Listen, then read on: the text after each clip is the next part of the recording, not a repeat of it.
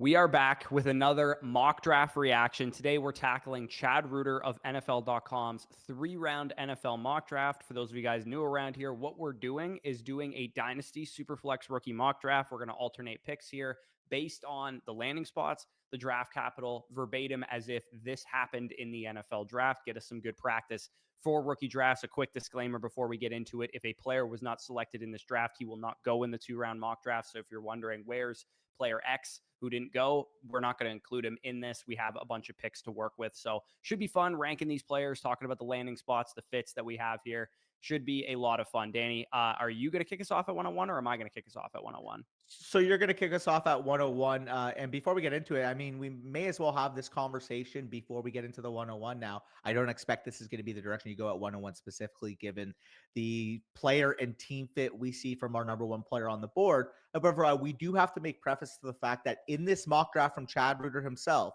we do see Travis Hunter go 102 to the Cleveland Browns. And in his write-up on the site over on NFL.com, he writes, I expect the Heisman Trophy winner to focus on offense at the next level. And the reason why I say this going into the mock is we've done a lot of these exercises, assuming that Travis Hunter would be a cornerback first, play wide receiver sparingly, whether that was, a 30 to 50% snap share player, whether that was a 40 to 65% snap share player. We've grown under the assumption that Hunter would be an ambiguous piece as an offensive piece, which as a result has had him go down at the 108, the 109, the 110, a lot of these exercises. So before we get into this, those watching, I don't want to see the pitchforks in the comment section. Understand we are drafting with the assumption that Hunter is a full-time offensive player because that is what's cited in this mock draft. Yeah, and I guess from a real life perspective, maybe that's what we hear closer to the NFL draft, or that's what his NFL team says, or whatever the case is. So Ashton Jeanty is the 101, pre-draft. He goes 6th overall in the NFL draft to the Las Vegas Raiders. For those of you guys wondering, I posted the running back model comps and model breakdowns, and we also did our top 10 running back rankings last week or earlier this week. So definitely check that out if you guys are interested. Jeanty getting top 6 NFL draft capital probably means he blew up the combine, which means he's probably into the generational tier with top 10 overall draft capital here. So feel pretty good about it. I mean, the Raiders, in the mock, it lists that they go out and sign Sam Darnold. They go out and sign Russell Wilson, somebody like that. So we're operating here under the assumption that they have a veteran quarterback that they're working with because they also draft a receiver in the 2nd round of this mock draft too. But yeah, Jeanty to the Raiders. There's a lot of volume up for grabs there. I know they're not like the best NFL team right now, but with a Sam Darnold at quarterback, you got Brock Bowers, you have Jeanty. They drafted Matthew Golden in the 2nd round. They still have Jacoby Myers. They have a pretty good offensive line. Pete Carroll brings some stability to that franchise. It's a good fit for Jeanty. It's a good fit for the offense. I kind of actually don't mind it, although the Raiders maybe shouldn't spend the 6th overall pick on a running back. Yeah, and I will say, though, at 6th overall, obviously you're getting a generational talent. Obviously, from a team building perspective, you can argue, okay, Raiders at 106, maybe they shouldn't be taking a running back like he said. However, having Chip Kelly now being hired as the offensive coordinator opens up so much opportunity in that offense. We have seen Chip Kelly in each of his stops, even when he was at Philadelphia, them have one of the best rushing attacks in the NFL. We saw at Ohio State this year his usage of both Quinshon Judkins and Trevion Henderson. Yeah, it's a diverse running scheme. And if you're thinking about the usage of what we saw between Judkins and Henderson, now you get a guy in Jeanty who kind of fill both those roles. Yeah, no, absolutely. It'd be a lot of fun to see Jeanty getting a big time workload there. But I mean, if you're the Raiders, you just need good players on your team, Yeah. realistically. Like, their defense is not as bad as maybe some people think. It's because their offense has been turning the ball over, not been able to generate first downs, that their defense has had to play a little bit of overtime in terms of, the snaps that they're playing and things of that nature. Now you add in you have Brock Bowers, who you obviously hit a home run on last year. You have Jacoby Myers, who's a good number 2 receiver for you. Matthew Golden, you drafted in the 2nd round in this mock, who could be a good future number 1 for you. And then Ashton Jeanty, obviously the engine probably of your offense, especially when you combine the fact that you got a young generational tight end who can block his ass off for this guy. So feels pretty good to get Jeanty there at the 101. Who are you looking at here with the 102? Probably a pretty obvious pick here, especially knowing your team allegiance. So it becomes more of a discussion now because if you were to look at the raw grades that I have between Travis Hunter and Tetairoa McMillan, I actually do have Travis Hunter slightly higher in terms of the film grade that he got for me. However, when you are combining the factor that we're landing a Tetairoa McMillan to the Dallas Cowboys, an offense that we know wants to throw the football, an offense that is led by the number 2 MVP candidate in 2023 with Dak Prescott, and an offense that has sorely needed a number 2 to CeeDee Lamb, Now you plug Tet McMillan in that offense, an offense that, like I said, with Dak Prescott, if he's fully healthy playing 17 games, we know he's going to be threatening, 30, 35 plus passing touchdowns. We get Tet McMillan, that 6'5", 210 plus pound size. There's a scenario where he has maybe 10 to 12 touchdown potential upside in an offense that he can go out and command 120 plus targets even as a rookie. I think that's the type of ceiling that we can see. That's the type of rookie prospect that he is. It reminds me a lot of Drake London. We saw Drake London commanding volume at a very early point in his Atlanta Falcons tenure. So I will take him here at the 102. And I think you're getting a dynasty wide receiver one right off the bat. Yeah, no, absolutely. I think he is a great fit for the offense. The way that the Cowboys have been played as an offense has been, you take 88 out of the game, you're able to kind of slow down what they do. Having a guy who can win one-on-one with Tet McMillan makes a lot of sense there. So, as you made reference to at the beginning of the video, the mock draft says that Travis Hunter will focus on offense in the NFL, which means he firmly becomes in the conversation for the 102, the 103, 104, given how good of a player he is. Like both of us, you had him actually graded higher than Yeah. McMillan straight up. I had McMillan slightly ahead of him, assuming he played wide receiver full time. I had a higher grade on Travis Hunter than I had on Malik Neighbors last year. I genuinely think if Travis Hunter said, like in this description, he can play wide receiver full time, I think he's very valid 103. And you can even make the case at the 102. I do think because of the landing spot, that's why I lean McMillan. They were close enough to the point where going to Dallas with a talented prospect, I lean that way. But I'll let you talk about Travis Hunter because I gave him my flowers. I'll let you make the case for him. Yeah, and I will say he'd be the obvious 103 if it weren't for some of the other things that happen in this mock draft. For starters, Amari Hampton gets second round, top of the second round draft capital to the Cowboys, an offense who you kind of just made the case for with Tet McMillan.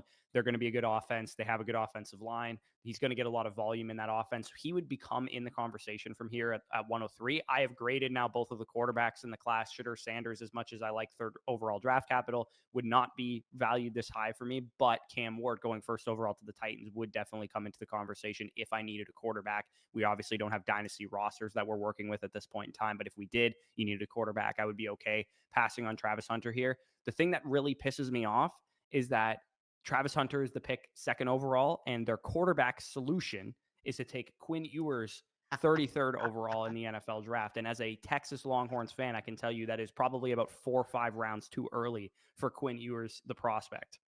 What you know about when they draft Quinn Ewers at the 33rd overall pick, I believe is where he was in the mock Yeah. draft, and then bring in Aaron Rodgers as the stopgap. Ugh. Like thankfully, if this was any other prospect, I would pass on him. But Hunter's so good to the Different point that gravy. I'm going to just account for the fact that this might be a dumpster fire for the first 2 years of Travis Hunter's career. Maybe it's like a Garrett Wilson situation, who's actually my comp for Travis Hunter, where we see the underlying metrics, we see what he's doing on the field. We know he's super talented. It's just maybe he's finished wide receiver 24 and 27 in his first 2 years because he just has terrible quarterback play. Cleveland, for the love of God, Quinn Ewers is such a Browns quarterback. It's not even funny. You get this guy in here and he just looks like garbage his first couple of years. Like Quinn Ewers sucks. Let's just put it that way. If you think Quinn Ewers is a pro prospect, I promise you need to get your eyes checked because he is not a good quarterback. Yeah, but I mean, with that being said, I said to you personally, if Travis Hunter reaches his upside as a pure wide receiver, I think he could be the next Odell Beckham Jr. I genuinely think, given the ball skills, given the fluidity out of his breaks, giving the route running upside, again, he's not a pure refined route runner yet, but because of the upside that he shows, the snappiness that he shows, I actually had a very high route running grade for him. And I do think we saw Odell Beckham Jr. at times, even without Eli Manning on the field, be quarterback independent. Even when he was at Cleveland, obviously the production wasn't as good as we saw. And funny enough that we're actually talking about Odell Beckham Jr. rotting away in Cleveland, and obviously Hunter's going there in this mock. But I mean, you're telling me you're getting an Odell Beckham Jr. level talent at the wide receiver position. I can't pass him up at the 103. Yeah, no, I don't disagree with you. So 104, I kind of set the table a little bit. We have this mock, for what it's worth, has got some juicy landing spots, some great draft capital. I already talked about Hampton to the Cowboys. Yeah. We had Judkins go in the first round as well. To the Steelers, we have Luther Burden to the Rams, which is a great landing spot for him. Then you also, of course, have Cam Ward and Shedeur Sanders with the top 3 draft capital. Which direction are you going to go here? Yeah, it becomes a real big conversation for me between a couple of options. I'm in the discussion right now. I think the answer from a process standpoint has to be the 101 with Cam Ward here. You're getting a quarterback with 101 capital and a decent landing spot with an offensive coach. But it is tempting. I'm seeing Omarion Hampton at the 44th overall pick, knowing that the offensive line adjustments that we've seen from the Cowboys this offseason, their new offense coordinator, Clayton Adams, obviously coming from Arizona, new offensive line coach, Riley, coming from Kansas State. I really do think that this overall offensive approach, we're going to start to see cleaned up from Dallas, and having a back like Omarion Hampton is going to be a big time addition to that offense. But I think from a process standpoint, we're in a super flex league. You're getting a 101 quarterback. You kind of have to take him here. Cam Ward, again, I haven't fully gotten into his film evaluation. I'm sure you'll be talking about that in a second. But when we're looking at Cam Ward here, we're looking at a quarterback that can make plays, even if there's some areas in his game that he has to clean up at the next level. Yeah, like Cam Ward, I'll give you the cliff notes on him because I just graded him yesterday. He reminded me a lot of what Jordan Love was at Utah State, which is, yeah, there's some turnover worthy plays you got to clean up. There's some hero ball that you got to clean up a little bit. But you watch this guy drop back, get to the top of his drop, and throw an opposite hash ball with velocity. You're like, that's an NFL throw. You watch him throw over the middle of the field. That's an NFL throw. You watch him throw into tight windows on a back shoulder fade. That's an NFL throw. He can make all the throws that he, is asked to do at the next level. If you dropped Jordan Love fresh out of school onto this Tennessee Titans team, I'm sure he would struggle a little bit rookie season. Obviously, we didn't see Jordan Love play until like year 3 because Aaron Rodgers was there. But I think Cam Ward is kind of going to follow the same relative career trajectory where year 1, he maybe maintains his value from like a dynasty perspective. Year 2, we kind of need to see a little bit more from him. He has a little bit of mobility to his game, like 400 rushing yards, I think 8 touchdowns this past year at Miami. He had like a cool profile too, where he started out at junior college, then he goes to Washington State. They kind of just Washington State's just such a stupid program. All they do is throw checkdowns and like 2A dot type of passes. But then at Miami, he really opened things up, and you saw the NFL caliber throws. You saw the arm, you saw the ability to throw on the run. You saw him calm in the pocket. I thought even despite some of the turnover worthy plays, he doesn't panic when he's in the pocket. Like, he's very calm in there, and he's able to escape and throw on the run and run the ball when he needs to. So he's an interesting prospect for sure. Do I think he's the best first overall pick prospect that we've ever seen? Definitely not. But I do think, relatively speaking, my grade on him was a little bit lower than what I had on Jaden Daniels and Bo Nix last year. So we're talking, it would be a conversation for me this year if JJ McCarthy and Michael Penix were in this class versus Cam Ward at the top. I actually prefer Cam Ward based on the grade that I have on them, but it's a conversation level of prospect wise. Yeah, and I like JJ McCarthy more than you did, but at the same time, when we're talking about JJ McCarthy and Bo Nix being quarterback 4 and 5 in last year's class, it just kind of paints the picture that we're comparing them to a guy that is the first overall pick this year. So if you do have JJ McCarthy, if you do have Bo Nix on your dynasty rosters, you kind of get the picture that you probably got those guys at the 109, 108 in a lot of your drafts. Like, I would say McCarthy specifically steamed up to a top 8, top 7 overall pick. But Nix, I mean, we're looking at a guy that was probably selected at the 112 and is comparable to a guy that's going to be an early first round pick with Cam Ward. So that's kind of the level of prospect we're talking about here. Again, a guy that we'd expect to be, a top 15-ish level startup quarterback right off the bat, but not necessarily the top 8 overall guy that we saw from Caleb and Jaden Daniels specifically right away. Yeah, and I mean, the Titans' landing spot's not bad. You got Calvin Ridley there. They actually drafted his college teammate and Xavier Restrepo at the 35th overall pick in this mock. Chad Reuter did. So I think there's some interesting pieces. They've been trying to build up the offensive line. I think Callahan didn't really get a fair shake with terrible quarterbacks last year, so I don't really blame him too much for what happened with Will Levis and Mason Rudolph. Like, those guys just can't play quarterback. So I get not having like the greatest season. But we'll see what happens with Ward. I'm back on the clock here with the 105. I'm going to just make the easy pick here. I'm going to go with your boy Omarion Hampton. Over your RB2? Your RB2 got first round capital. I think this is a nutted landing spot. So I have Hampton and Judkins in a tier behind Genty, and it will be, I mean, draft capital wise, Judkins went in the first round. So obviously that would probably favor Judkins to some degree. But in terms of like hit rate wise, 21st overall draft capital is a lot different than 9th overall draft capital. You know what I mean? And 42nd overall draft capital, or 44th, sorry, versus 21st is not a huge hit rate difference. And I would rather have the Dallas Cowboys starting running back than I would the Pittsburgh Steelers starting running back. That's basically what it comes down to. I expect in, free agency or whatever the case is, that the Pittsburgh Steelers probably bring back Justin Fields or something like that. And that's what they would do at quarterback for Judkins as the starting running back, which is interesting. Not bad, but I like Hampton here at the 105. So funny about that. Theoretically, let's just say they brought back Field for a 1 year stopgap. Their backup in this scenario would actually be Jalen Milroe, who they selected in the second round. So pretty funny when we're looking at that combo. Obviously, with Amari Hampton, you pretty much laid it on the line. He is actually my RB2. Your RB2, obviously, Quinshon Judkins, who should hear his name called within the next couple of picks. Spoiler alert, but I think he made the case. I mean, we talked about earlier how Dak Prescott's been a shoe in for 35 plus passing touchdowns. You could look at it in one way. Ooh, they might throw the ball in the red zone.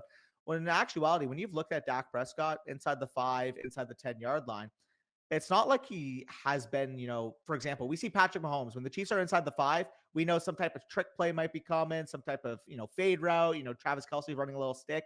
A lot of that has been the case. With the Cowboys, once they're inside the 5, man, we saw the red zone opportunity for Pollard 2 years ago. Obviously, Ezekiel Elliott working in the early portion of last year, that when they are healthy, they have ran the ball. And with Amari Hampton, he is the type of runner that can find his nose into the end zone when he's getting an opportunity inside the 5, which we expect a lot of from the Cowboys. So again, little mini rant. Probably spent a little too long on that. My apologies, but we'll go straight into the next pick. And it'd be between two guys for me, but specifically when we're looking at the 21st overall pick for the Pittsburgh Steelers, Quinshon Judkins, that is where I am going to lead. Now, he is my RB4. There is one other running back I have above him, but unfortunately, we do see the discrepancy. 21st overall versus the running back I have ahead of him being at the 72nd overall pick. With Quinshon Judkins, though, he is a prototypical Steelers running back. And it's funny because when you're talking about the similarities between him and Najee, imagine you're getting what we expected Najee to be when he got drafted, except a more souped up version. We saw Quinshon Judkins display levels of explosiveness that we haven't quite seen from Najee Harris in the pro level. So you're adding that element to the hammer back with Pittsburgh. We still know that Jaylen Warren's going to be involved, but if you're telling me you're giving Quinshon Judkins 250 touches a year for the Pittsburgh Steelers with first round overall draft capital, I think he's a strong pick here in the middle of the first.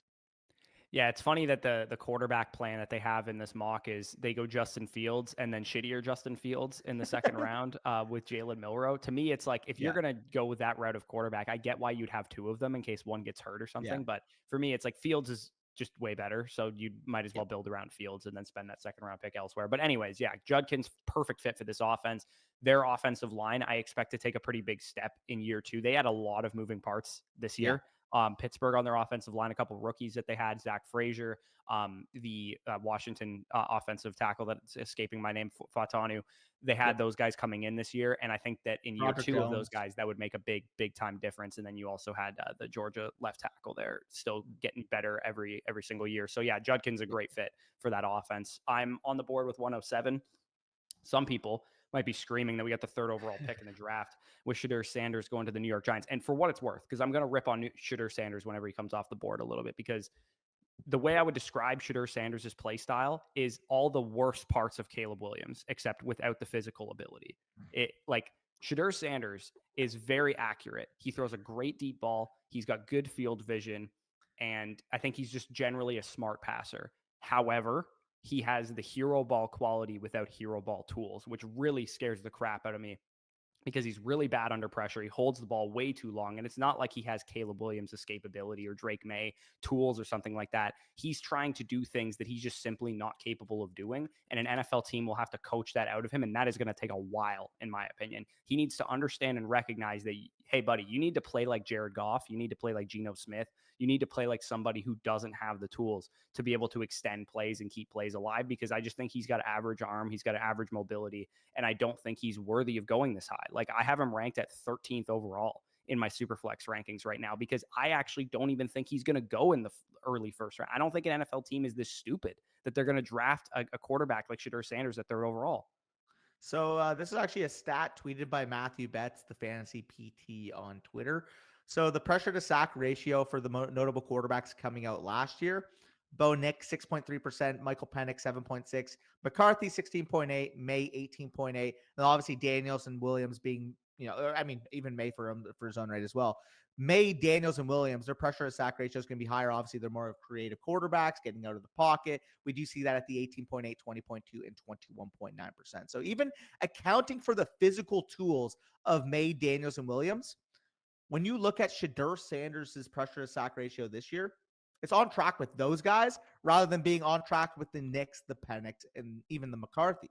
So when Yeah, you're and he looking should at it, play like Nix and Penix, given his tools. and that's the point, right? When you don't have the tools of a Caleb Williams, of a Jaden Daniels, of a Drake May, but you try to play like them and still have the same pressure to sack ratio that each of those guys have. I mean, the only one of the notable top 8 quarterbacks according to Matthew Betts in this tweet that has a higher pressure to sack ratio in this class is Quinn Ewers, which you're a Texas Longhorns fan. That makes complete fucking sense. When you're comparing that even to Cam Ward, we know is a quarterback that can create out of structure, maybe invite some unwanted pressure. 5% lower than Shedeur Sanders. And better tools, so that Yeah. at least if he does it in the NFL, he can do it better. Like, that's the thing that gets me really worried, is that Sanders tries to do this and he doesn't do it successfully in college, in a conference that's not really that talented too. Like, you get him in the NFL, in the division that he's going to be in, against the Eagles pass rush, against the Cowboys pass rushers, against the Commanders pass rush, With the Giants O-line. With the Giants O-line, like that, this spells disaster for me, dude. Like, I would fade the crap out of him on the Giants. Like, for what it's worth, I actually think the scheme that they run is not a bad fit for what he does. I would be worried. I don't think that a team is going to be this dumb to draft him 3rd overall, personally. But bro, didn't you see him and Brian Dable dap up? Like, it's all good. I know he wants to go to the Giants. I know he thinks he should go there. He is not worth a 3rd pick in the draft, in my opinion. He's a late 1st-round caliber quarterback. If you want to draft him like a Teddy Bridgewater or somebody like that, I think that's about what we're talking about as a caliber of prospect here. I do not think he is worthy of going this high. That being said, I'm not going to take him, and I'm going to take Luther Burden, who I think went to one of the absolute nutted landing spots he could go to, because I am worried about Luther Burden also from a from a route tree standpoint, and the type of prospect he is, believe it or not, is a lot more similar to Laviska Shenault than people want to admit. Like, I know Laviska Shenault, revisionist history-wise, was a bust and didn't work out at the NFL level, but the usage that Luther Burden has makes his prospect profile look a lot better than it probably is. Now, when you watch the tape, I think he has nuances to be able to run a full route tree. I think he has the movement ability to be able to do that. But the facts are the facts here. He has kind of a Laviska Shenault prospect profile, which is a lot less translatable to the NFL than Emeka Egbuka, for example, in this class, who has a lot cleaner of a projection.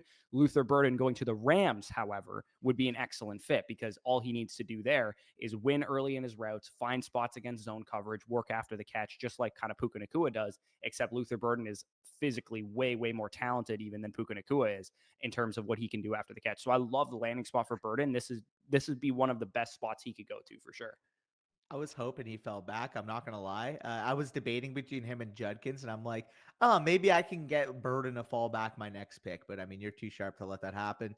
You pretty much summed it up. I am slightly higher on Burden than you are comparatively. Just when it comes to Burden, people are going to look at the profile. People are going to look at the production this year. People are going to try to make questions. Well, okay, what exactly happened this year? Why did he only produce 600 yards?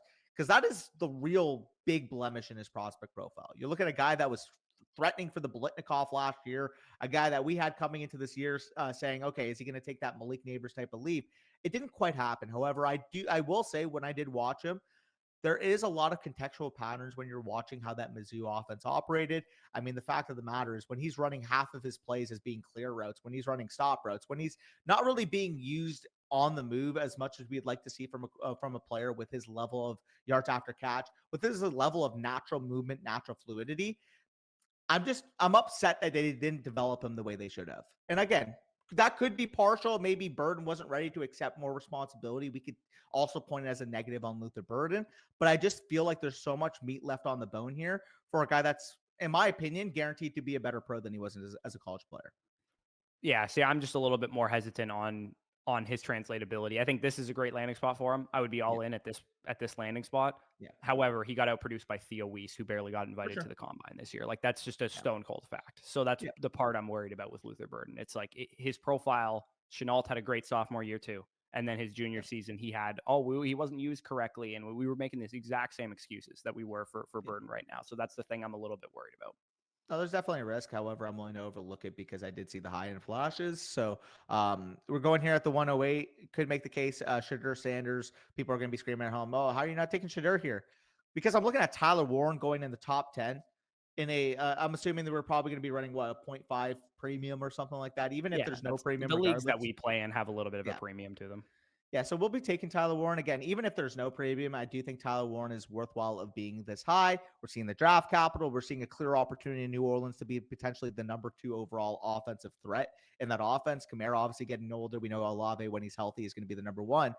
Tyler Warren, what he's shown this year at Penn State, I mean, 6'6", 261, fluid athlete, yards after catch, compete at the catch point. I mean, he's got the opportunity right off the bat to be a top 3 to 5 overall dynasty tight end the minute he takes an NFL snap. Yeah, no, this is kind of similar to the Bowers landing spot where we'd all be like, oh, the Saints, like whatever, not a great quarterback situation, so on and so forth. But Kellen Moore showed that he can kind of adapt his offense quite a bit. Like when he was with the Yeah. Chargers and the Cowboys, he was very pass heavy. Then he gets Saquon Barkley in Philadelphia, he goes very run heavy. So I think knowing that he would probably know how to use this guy and adapt the offense around, Chris Olave stretching the field and Alvin Kamara using work out of the backfield and Tyler Warren's yards after catch ability, I think it makes a lot of sense here. And yeah, top 10 caliber tight end, like that's a high premium asset at that position who can very instantly, honestly, become competing with the Laportas and McBrides of the world at the top of the tight end position. Yeah, and I mean, when we're just looking at it overall, people might say, well, how are you taking a tight end over a quarterback in a super flex? When you explain it down to the fact that I think that Warren can be a top 3 to 5 tight end, 3 to 5 player at his position, and I think Shedeur, even if he does go this high, we're probably looking at best case scenario, a fringe top 15 to 18 quarterback, and I would argue lower than that. Like that, I think the market's going to have him Tua around is my 15, 18, quarterback but 20, and there's absolutely zero. Like I Ward would have a hard time being ranked higher. Not only just like Sanders. Like Sanders would be after those guys for sure. And I think that's more of an inflection on the overall dynasty market, understanding that quarterback 2s and 3s shouldn't be as highly valued as they used to be. Like if this was the 2021 NFL draft and we had Shedeur Sanders going 103, everybody would be calling out the process of not having him taken within the first 3 or 4 overall picks. Yeah, what the reality is, it's like this is not that good of a quarterback prospect. It's like Agreed. he has it's not black and white, all quarterbacks who get drafted high are good picks. Yeah. Like Kenny Pickett was drafted like 107, 108 as a 20th pick in the I draft think or I whatever. think that's the biggest comparable right now, right? Yeah, and you could argue that we knew he wasn't a good quarterback prospect. We should have been taking him in the early second round that year. He got steamed up because you got to take quarterbacks high. That's what everybody said. Yeah, no, exactly. So I'm still not going to take Sanders here. Like I'm looking at Colston Loveland with 16th overall draft capital, the Denver Broncos. To me, that's like an insanely good landing spot for a team that needs weapons right now with a exciting young quarterback that they have. I also I have Emeka Egbuka right now as my 103 in terms of overall grade. He got a bad landing spot, so I probably won't take him here yet. Going to Philadelphia with the 27th pick. There's also, Trevion Henderson went to the Patriots at 77th overall. Caleb Johnson to the Bears at 72nd overall. Dylan Sampson, just a nutted landing spot with the Vikings at the end of the third round. I'm not probably not going to reach into the third round to those guys. And then we also have Golden to the Raiders at 37th as well. I think I'm just going to take Loveland, man. I think this is just too good of a landing spot for him. Going to Denver, they have Sutton, who's good but not like excellent. And they have nobody else. And Bo Nix is a good quarterback, and Sean Payton will know how to use this guy. I'm pretty confident that like every major draft analyst that I see, Brugler, Jeremiah, all these guys, he's like their 9th overall prospect in the draft, and that's with Warren being ahead of him. He's fantastic, dude. Like people are going to be saying, "Oh, the production, this and that." Like I think I've made this exact case on this channel multiple times. People are just going to look at Loveland's production without contextualizing just how bad the Michigan passing offense was. He had 400 more receiving yards than any Michigan receiver, including him missing a few games. Like that just shows you how fucking pathetic the Michigan passing offense was. And even despite that, were Loveland's numbers on par with Tyler Warren? No. But he still had a solid production tight end season given the context of his situation. Yeah, and Warren played 16 games too. Like he had a lot of games played because the Penn State went far in the playoffs. Like, man, if we saw Colston Loveland in a good offensive situation, specifically from a passing vein, we would be looking at another 1,000-yard tight end. Like what people thought Kincaid represented going to the next level when he came out was that's actually what Loveland is. Like I genuinely think if he lives up to that type of upside, we could be looking similar to Warren, top 3 to 5 overall dynasty tight end within the next couple of years. Colston Loveland can't drink legally right now. No. He's 20 years old. He's not going to be 21 until a couple weeks before the draft, and Warren is going to be 23 a week after the draft. So there's actually a pretty big age discrepancy between the two guys as well. You could make the argument that Loveland analytically might even stack up better than Warren, especially when we break it down, market share wise production. When you contextualize, again, I'm saying contextualize a lot right now, but that's the word when you look at Colston Loveland's profile is contextualize. He was the leading receiver on an undefeated national champion as a sophomore. Yeah, very good. Very good. And Roman Wilson was a second round pick who he was Yeah. competing for targets with. And they also had Blake Corum was a third round pick, and Donovan Edwards will probably get drafted this year at some point on day 3 as well. So, yeah, lots of talent that he was competing with and still very productive. You are on the board with the 110. What are you thinking? Yeah, and I think this is where we have to see Shedeur Sanders go off the board again. I'm glad you did it because I still wasn't going to. Uh, I didn't want to, but I mean, we're still talking about a top 3 pick. I understand once you're comparing it to Warren, once you're comparing it to Loveland, Bird, and like these are high end prospects. And I think you can make the case too, even with Igbokwe still on the board, that maybe this is like you prefer Igbokwe's prospect profile, but I do think given the landing spot of Igbokwe, that kind of evens itself out. Yeah, I mean, we gave all the negatives for Shedeur Sanders, but he does go 103. He does have, in our opinion, a very good offensive mind there with Brian Dable, assuming that he fully stays with his staff. And we have Malik Neighbors. That's the positive that I can give you about the situation. Yeah, you want a quarterback that could deliver the ball accurately to Malik Neighbors? He could do that.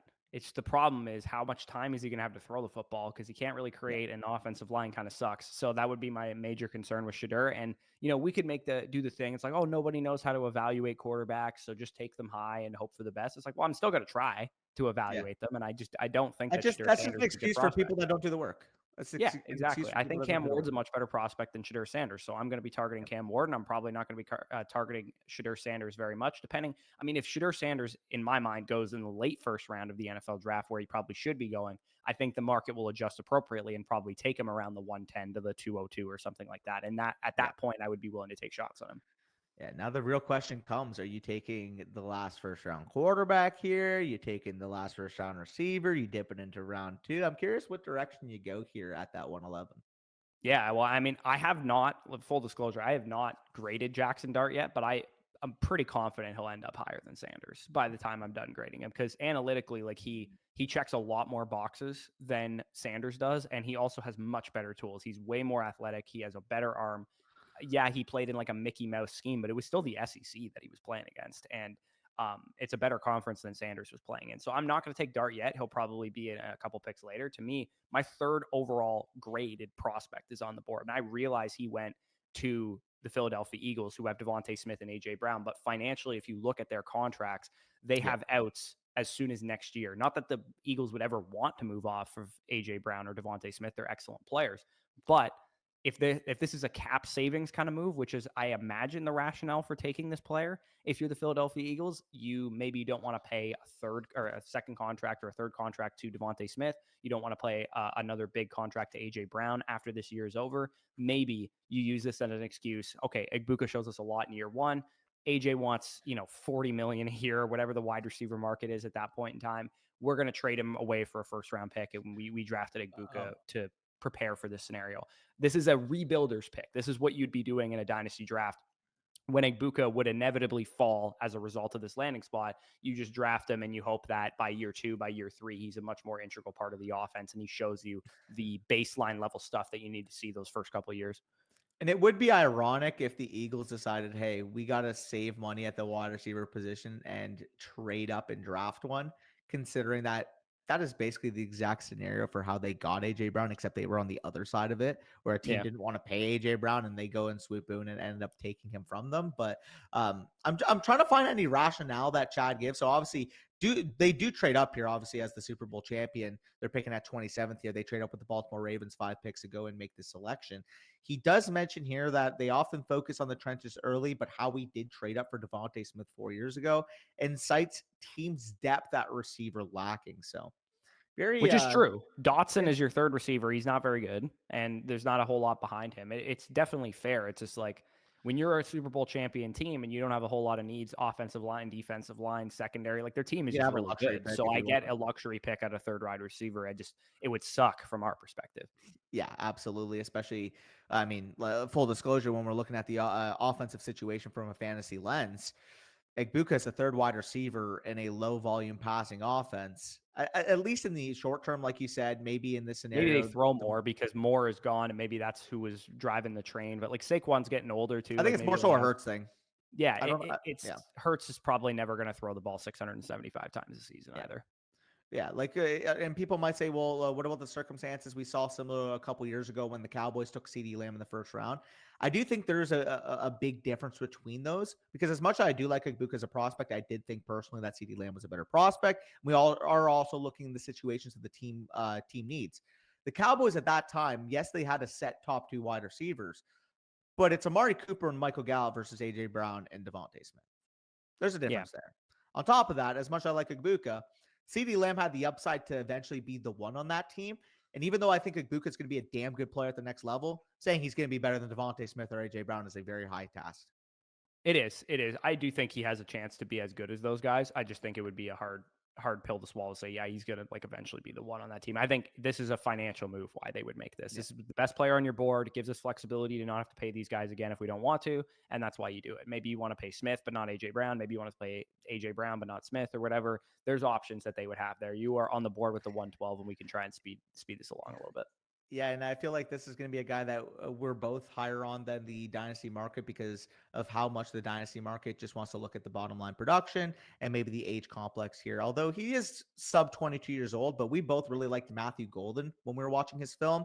Your comp for him was a Jordan Addison. My comp for him, I see a lot of shades of a Stephon Diggs. Now, obviously, that is a very high praise. I don't expect him to fully get to that level because I do think from a play strength standpoint, we've seen Stephon Diggs become a tough middle of the field type of wide receiver. There is still development on that regard for Matthew Golden. However, the fluidity, the route running ability, natural separation, he just seems almost pedged in right now to be a day one starting vertical slot with the upside to play the Z wide receiver spot and two wide receiver set. So with Matthew Golden, you land here with the Las Vegas Raiders. You have the upside, in my opinion, as good as Jacoby Myers is, to eventually become the number one overall wide receiver on the team, number two overall pass catcher behind Brock Bowers. And although we're still looking for a potential quarterback savior for the Raiders because they do go Genty in this mock, this is just a vouch for Matthew Golden, the talent. And this is just a vouch that at 37 overall, this is probably the better value picks for any team in the draft.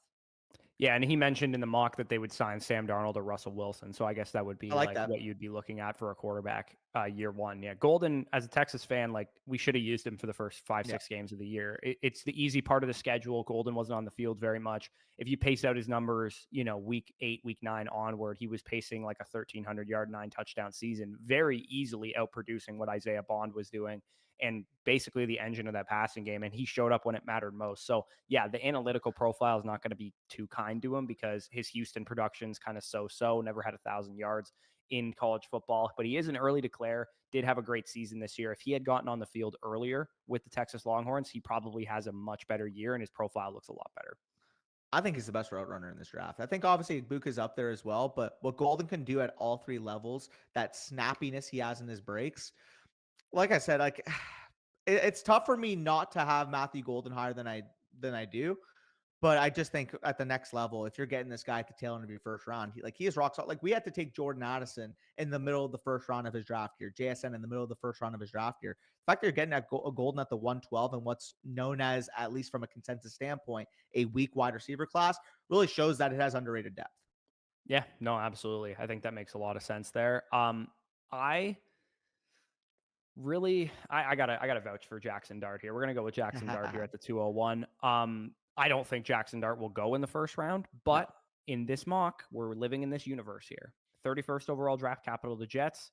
Aaron Rodgers is no longer there, per most recent reports. I guess probably Tyrod is the stopgap in Jaxson Dart's case here, where he plays maybe the first couple games of the year or something like that. The trade ended up being pretty expensive. They ended up giving up like an early second rounder, a bunch of mid-round picks and whatnot to Kansas City in the mock draft. Jaxson Dart has tools, man. He can throw well. I know he's in a Mickey Mouse scheme with Ole Miss there, but it's the SEC and he's producing at a high level. He's elevating the play of his teammates around him. He can run. He ran the ball a lot on design runs and he has physical tools, man. Like he reminds me a lot of Bo Nix, where people just kind of want to nitpick like the little stuff about him. Like Bo Nix, everyone was, oh, he's a screen merchant. He doesn't like do anything. But like when you actually just watch all of his throws, you're like, yeah, that was an NFL throw. Oh, that was an NFL throw. Oh, this was an NFL scramble for a first down. Oh, that's an NFL throw there too. He plays in a single read scheme or a, easy to read scheme, but he has tools, man. Yeah, no, I can't really speak too much on it because admittedly I haven't watched this tape yet. But like you said, when you're looking at the metrics of him, obviously the production that we've seen at Ole Miss, again, I'll know a lot more once I'm able to fully watch what he's tasked with in that scheme. But I mean, he's going 31st overall here. He's getting first round draft capital. And I mean, we're looking at him versus the other quarterbacks relative in this class. Like you said, who knows? What if he grades higher than Shedeur Sanders? I won't know that until I actually watch both of them and compare them side to side. Yeah, and here's some analytical stuff on Jaxson Dart too. The in our on Flock Fantasy, I'm going to post this probably later this week. The quarterback database that I've built, we obviously don't have a quarterback model yet or a tight end model. I'm going to probably build those later in the off season. But when you look at the averages of my top 20 dynasty quarterbacks, so we're including, the Mahomeses, the Allens, the Lamars, the Jaden Daniels, the Caleb Williams, all these dudes that are like really highly valued quarterbacks. Their average positive play rate, according to Sports Info Solutions, 51%. Jaxson Dart's best in this class, 54%. That's higher than those averages. You have a boom play percentage on par, 28.1, 28. Then you have bust play percentage. So, you're avoiding negative plays, 12% for Jaxson Dart, 12.67%, the average of those quarterbacks. EPA per play, the average of those top 20 quarterbacks, 0.2124. That's the EPA per play of those top quarterbacks. The only quarterback in this class higher than that average is Jaxson Dart at 0.2320. Shedeur Sanders is well below that total. He's 0.0573 EPA per play. Cam Ward is below that total, but this is a career number, and he has pretty much one really good season of production. So Jaxson Dart does hit the marks for a lot of things that people maybe don't want to give him too much credit for. Maybe he's going to rise post combine, post pro days or whatever, and end up being a first round quarterback. If he is, then he's an interesting prospect. Yeah, and I think from a process standpoint, you kind of had to go that direction. He was the final first round pick of the lot. We had already taken 2 second rounder picks actually over him, but never mind the second round. I'm going straight to the third round with my next player because he is my RB3 in the class, and he lands with Ben Johnson. I understand that DeAndre Swift maybe is there, and people might say, well, he played in Detroit. He has familiarity, but Ben Johnson ran DeAndre Swift out of Detroit. I'm sure Ben Johnson didn't take the Chicago job because they have DeAndre Swift in the backfield. Something tells me that has more to do with the fact that he believes in Caleb Williams, but who knows? I don't know. People are going to make their parallels for a reason. You get Caleb Johnson in there, super decisive runner. He is, from an intangible perspective, the smartest runner, in my opinion, in this class.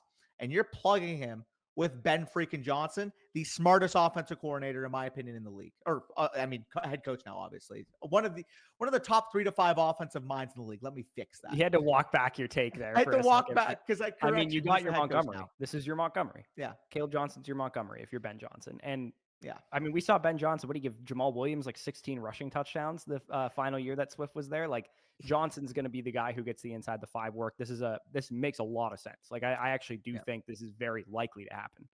And when you're telling me you can get a running back with fantasy running back one upside, I think he's got top 12 upside. You're looking at the goal line equity. You're looking at, again, is he the most refined receiver of the backfield yet? Not necessarily, but I do think there's 3 down upside there.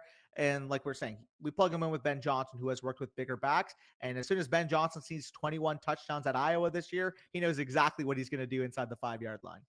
Yeah, no, absolutely. I'm going to take the next running back who needs to have his name called off the board here, which is Travion Henderson. Goes 77th overall to the New England Patriots. Ramondre Stevenson has one more year left on his deal, I believe, where the Patriots probably can't get out of his deal quite yet.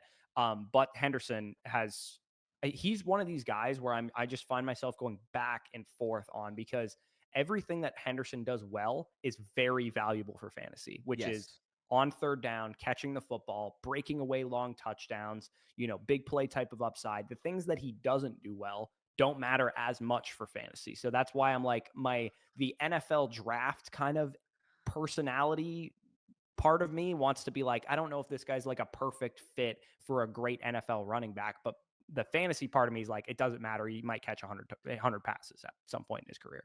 Yeah. And when we're looking at the situation, he is, if you see, the thing is, we know he's going to New England in this spot. We know they add a speed wide receiver with Isaiah Bond. We know that they don't really have much in terms of pass catching upside on that team.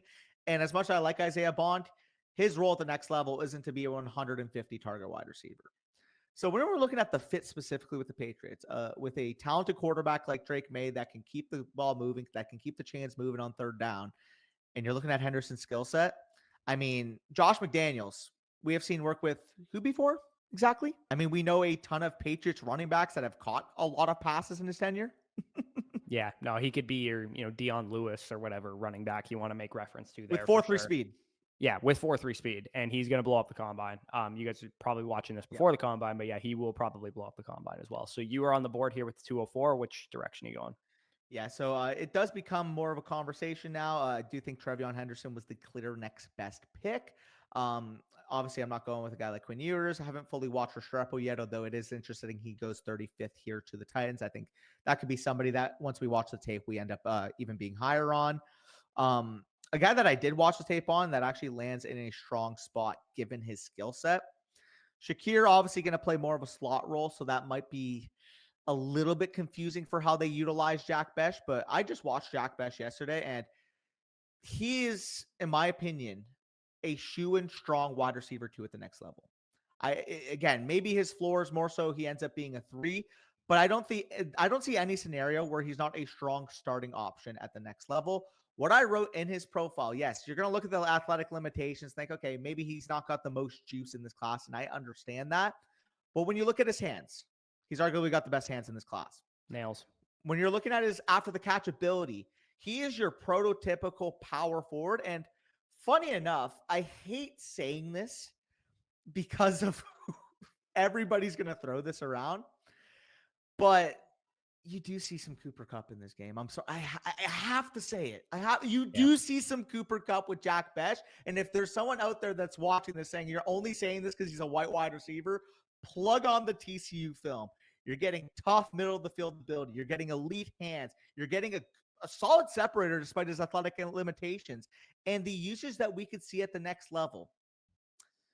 I honestly have a hard time seeing him not being one of the most dependable volume wide receivers right off the bat, even in year one. Your comp actually was just Rams prototype because he's got a little bit of Puka. He's got a little bit of Cooper Kupp. He's got a little bit, obviously, of Robert Woods as well. Big slot wide receiver, lands with the Buffalo Bills. Shakir is there. Doesn't matter for me. He's too talented, and he's with Josh Allen.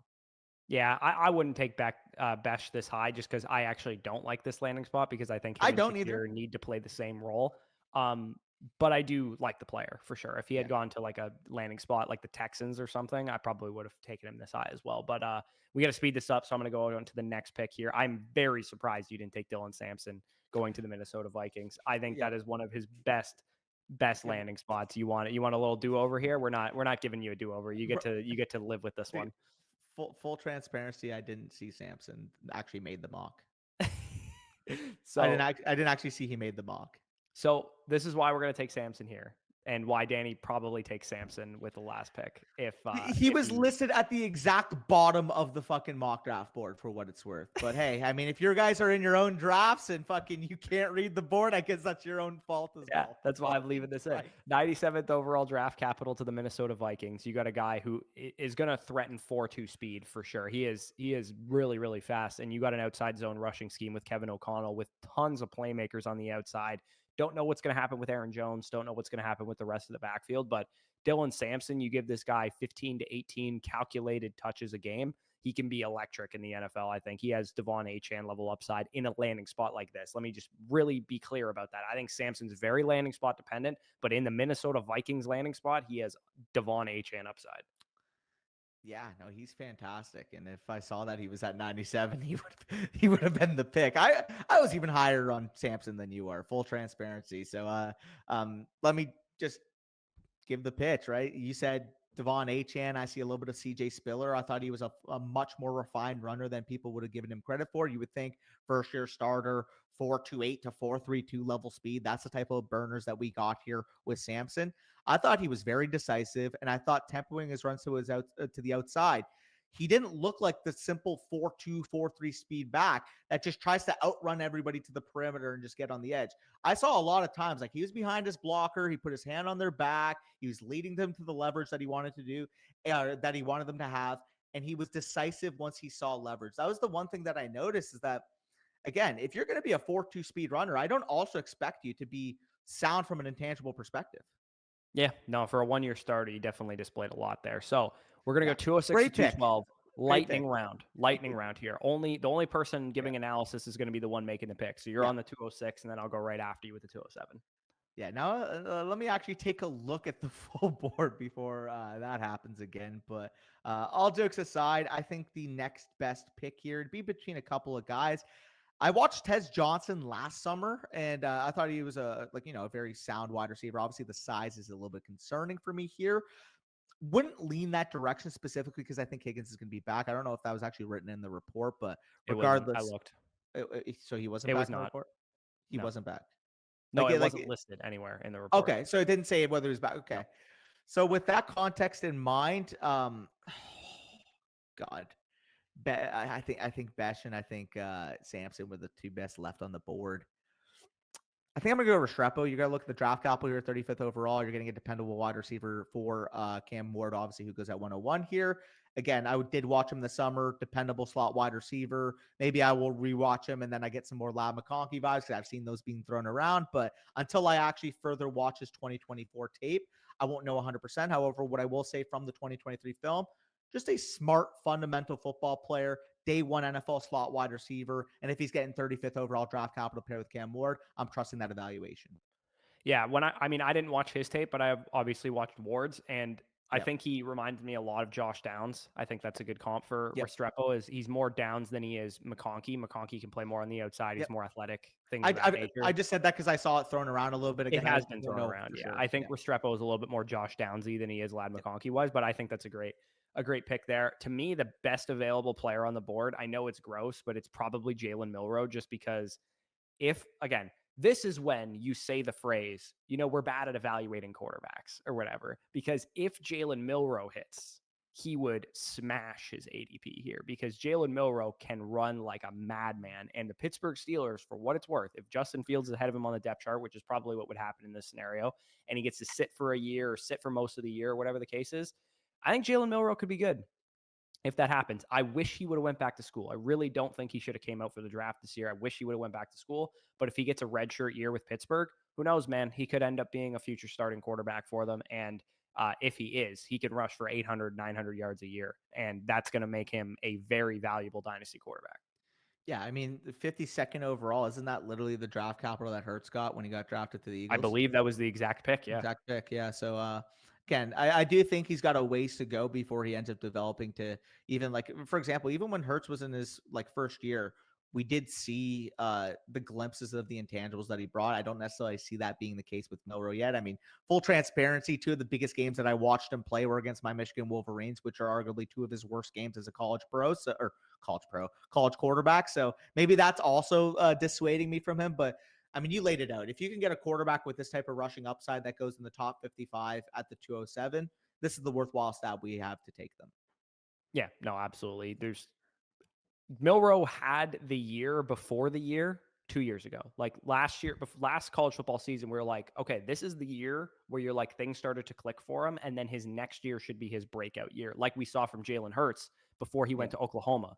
And then at Oklahoma, he had a great season. So the thing with Milroe is that he probably would have had a better year in 2025 had he went back to school, but that's not what happened. So Yeah. you're on the board with the 208 here. What are you thinking? Yeah, the 208 again. Talked about Tez Johnson earlier. Could make the case here, but I also do see Trey Harris, and I admittedly actually preferred Trey Harris to Tez Johnson when I watched them both in the summer.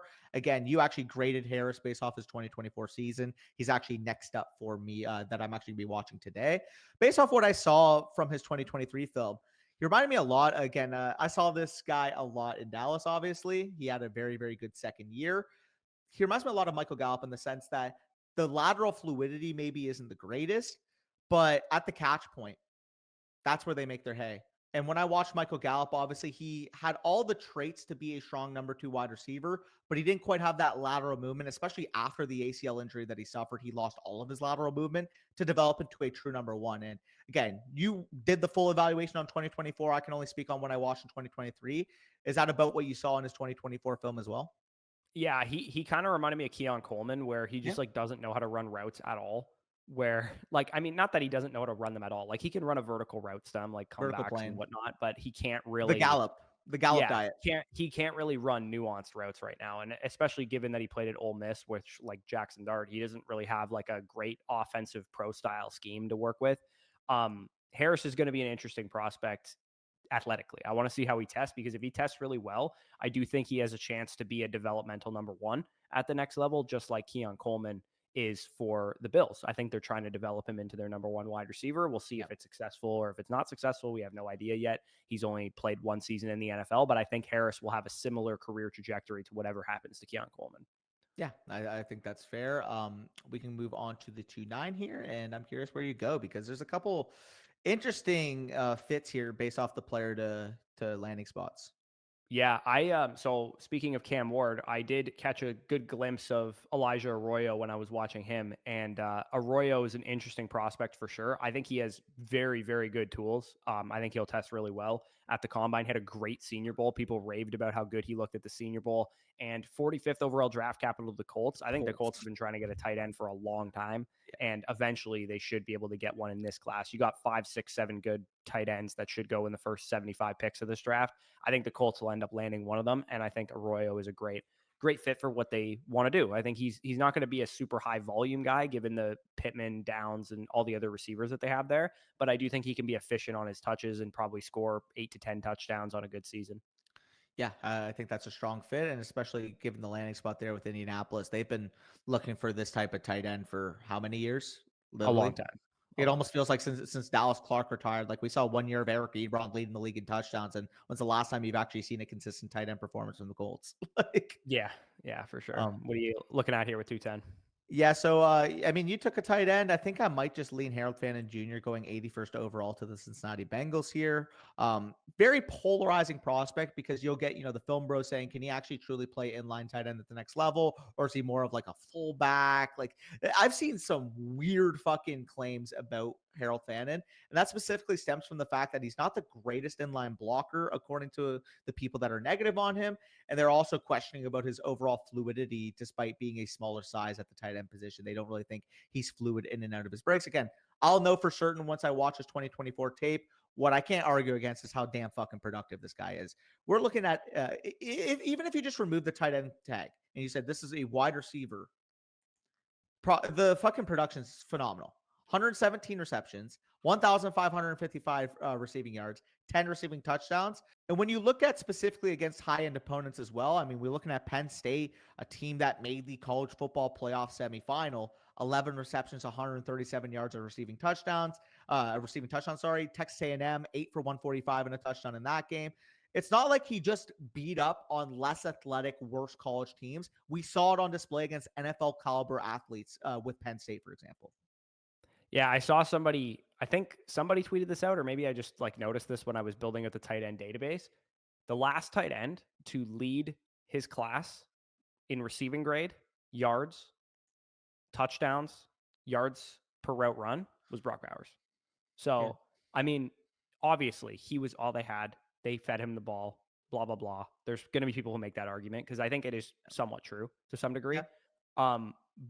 But like the production's the production, man. If he tests well, and he is a little bit undersized too, and that's why people are saying the H-back thing. And Kuiper has him actually graded as an H-back, not as a tight end, which is not great, obviously. But if he tests super well, he has a chance to be like, what we wanted Mike Gesicki to be, for example, or something like just this big slot, Evan Ingram caliber kind of move tight end who you can use as like a high priority target. I mean, Cincinnati obviously in this landing spot has a lot of great receivers, but he has a chance to be a really good one too. And I will add one little piece of caveat. Last thing I'll say, obviously, we do have to speed up the process, but we might hear people like in the community say, "Oh, I don't care how the NFL views them. Like the production's the production. I'm going to be taking them at the end of the first round or the early second round." Because I know some people will do that. They'll just look at the production and say that. I do think we have to give more credit to what NFL coaches, to what we're hearing in that department, because specifically with tight ends, if you don't get the proper utility, if you don't get the proper usage, I don't care if you produce 1,500 yards in college. The next step for Harold Fannin is to land in a spot that knows how to use him and will give him the ample opportunity to be a big time receiving threat. So I do. People are gonna say I don't care about that. I think that absolutely fucking matters. Yeah, I mean, like, there's guys that we've seen half decent tight end prospects come out, like Hunter Long, for example, who was Yeah. really productive in college, but Boston College didn't really have anything going on. They just kind of used him as like their main guy.